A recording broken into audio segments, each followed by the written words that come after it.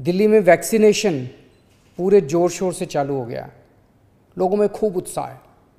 मैंने खुद देखा है दिल्ली सरकार के स्कूलों में जहाँ वैक्सीनेशन हो रहा है। मैं कई स्कूलों में गया, लोगों से बात की, लोग बहुत खुश हैं और अच्छे से अपना वैक्सीनेशन करवा रहे हैं। मैं अपने स्कूल स्टाफ और फ्रंटलाइन वर्कर्स का धन्यवाद करना चाहता हूँ जो वैक्सीनेशन में लगे हुए हैं।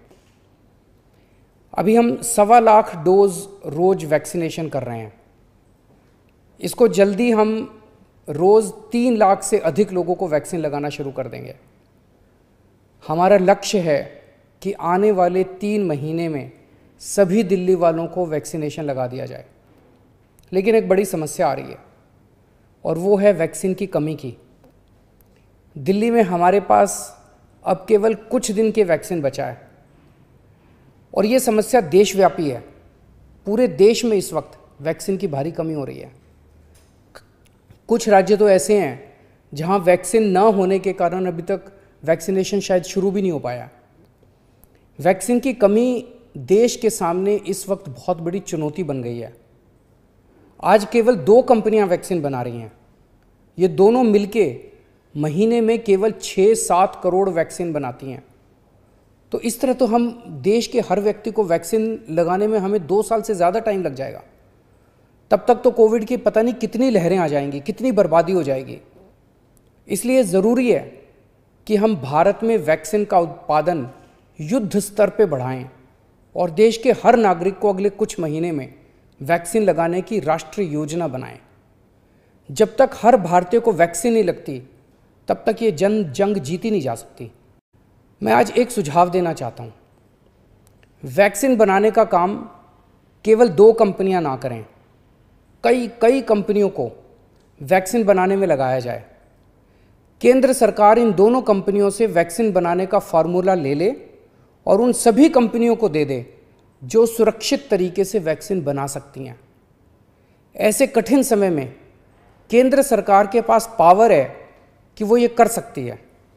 वैक्सीन बनाने का फार्मूला सार्वजनिक करके उन कंपनियों को दे सकती है जो वैक्सीन बनाना चाहती हैं और ये सुनिश्चित किया जाए कि भारत में जो भी प्लांट वैक्सीन बनाने में सक्षम है उन सब में वैक्सीन का उत्पादन होना चाहिए और हर भारतवासी को वैक्सीन लगनी चाहिए।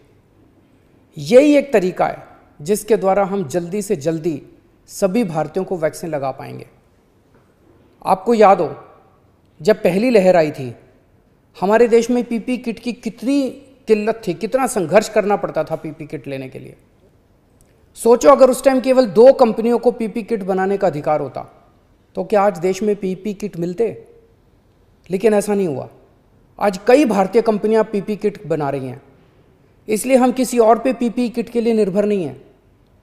भारत में बेहतरीन इंडस्ट्रियलिस्ट हैं। हमारे पास दुनिया की सबसे बड़ी फार्मा कंपनियां हैं। हमारे पास विश्व के सर्वश्रेष्ठ वैज्ञानिक हैं। मैं निश्चित तौर पे ये कह सकता हूँ कि यदि उन्हें अवसर दिया गया तो वे अपना भरपूर सहयोग देंगे। वैक्सीन का उत्पादन करने वाली कंपनियों के लाभ का एक अंश हम रॉयल्टी के रूप में उन दोनों कंपनियों को दे सकते हैं जिन्होंने मूल फॉर्मूले की खोज की है।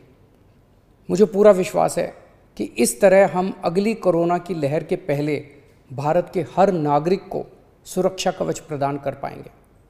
मेरा केवल एक ही मकसद है कि किस तरह हम सब मिलकर हर भारतीय को कोरोना से बचा पाएं। दिल्ली में कोरोना के केस अब कम हो रहे हैं। कोरोना की दूसरी लहर भी अब कम हो रही है थोड़ी। आप सभी के सहयोग से लॉकडाउन भी सफल रहा।